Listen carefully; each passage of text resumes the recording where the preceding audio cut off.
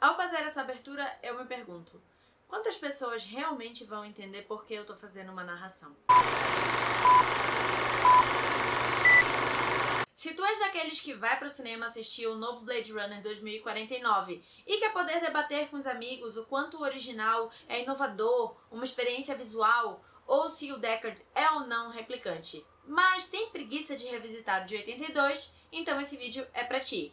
E, obviamente, spoilers. Dito isso, eu quero deixar claro que eu acho que todo mundo tem que ver esse filme, porque ele vale o tempo de vocês, mas assistam a versão de 2007, que é a final do diretor, porque é a que tem a aprovação do Ridley Scott. E também é a melhor das 32 versões que saíram. E é sobre ela que eu vou falar. Blade Runner é um sci-fi barra filme de detetive noir com robôs que se passa em Los Angeles em 2019. E nessa visão, que na época era de um futuro distante, mas agora só faltam 2 anos pra gente alcançar, foram criados androides, que são basicamente humanos de tão perfeitos nas semelhanças, o que torna difícil você identificar quem é quem. Esses humanoides são chamados de replicantes e eles são usados em missões de exploração e colonização de outros planetas, e eles possuem uma vida útil de apenas 4 anos. Por medo da morte, um grupo desses replicantes se rebela e abandonam as suas missões no espaço para vir para a Terra e tentar descobrir uma maneira de estender os seus prazos de validade. Um desses replicantes, chamado Leon,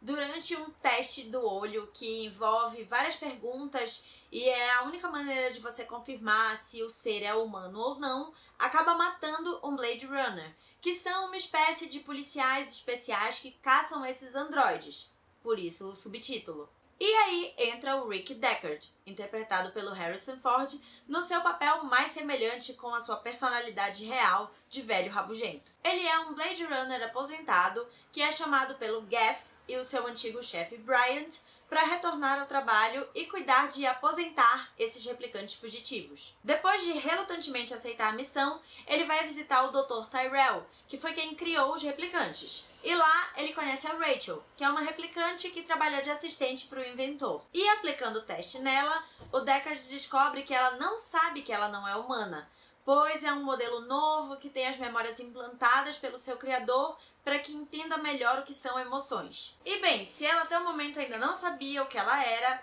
o Deckard, com toda a sua delicadeza, faz questão de contar para ela que ela é uma replicante e que as memórias que ela tem são, na verdade, da sobrinha do Tyrell. E como desgraça pouco é bobagem na vida da coitada, ela ainda é adicionada pelo Bryant na lista de androides que o Deckard tem que aposentar. Enquanto isso, nós conhecemos o líder desse grupo de fugitivos, chamado Roy Batty, que está com Leon na missão de tentar encontrar mais informações sobre o seu criador. O que leva eles até um fabricante de olhos que passa o nome do J.F. Sebastian, um geneticista que trabalha com Tyrell, e que a Pris, uma outra replicante do grupo, fica encarregada de se aproximar. Aí nós voltamos pro Deckard, que tá procurando pelo Leon, e nisso ele acaba encontrando a 4ª replicante chamada Zora. Eles entram em uma perseguição que resulta na morte dela, em uma cena icônica onde ela é baleada e atravessa algumas paredes de vidro. Logo depois desse acontecimento, ele é encontrado pelo Leon, e logo no momento que ele vai aposentar o detetive, ele é salvo pela Rachel, que dá um tiro na cabeça do replicante.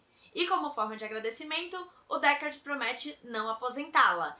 E depois abusa sexualmente dela? Na época acho que isso não foi tão controverso, mas hoje definitivamente levantaria debate. Depois nós vemos o Sebastian levando o Roy para conhecer o Tyrell, que diz que não é possível estender a vida nem dele nem dos outros replicantes. E depois de uma conversa emocionante, com uma conexão acontecendo entre criador e criatura, pai e filho, e um beijo, nós temos a morte do inventor, que deixaria o Montanha e o Oberyn bem orgulhosos. E o Sebastian também morre. Enquanto isso, o Deckard localiza a Pris no apartamento do Sebastian e eles entram numa luta e entre muitas piruetas e acrobacias, ele consegue eliminá-la. E logo em seguida, o Roy chega, o que leva os dois até o telhado, onde o Deckard tenta pular para um próximo prédio, mas acaba ficando pendurado em uma viga na chuva. Enquanto o Roy olha para ele com o jeito de quem vai conseguir se vingar pela amiga, mas no momento que ele cai, o replicante o segura pelo braço e o salva, colocando-o de volta no telhado e fazendo um dos monólogos mais marcantes do cinema sobre como na morte dele as suas memórias serão perdidas, assim como lágrimas na chuva. e aí ele se aposenta.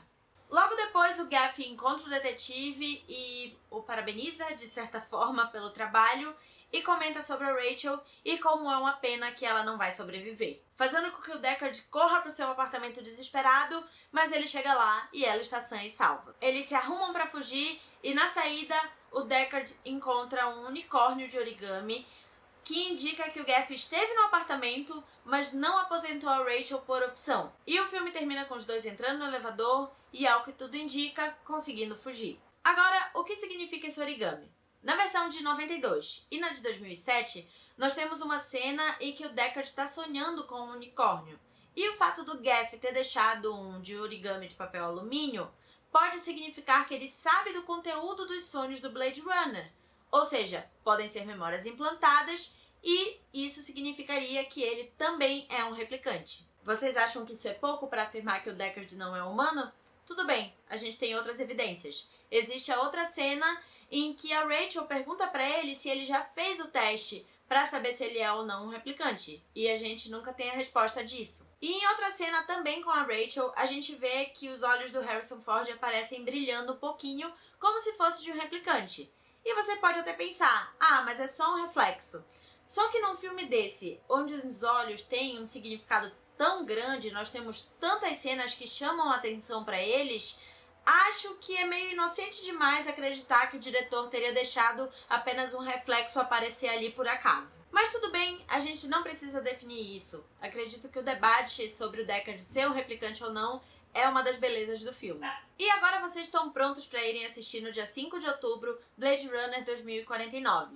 Eu quero saber o que vocês acham do filme original e qual a versão que vocês assistiram. E se vocês também acham que esse questionamento sobre o Deckard é importante ou não.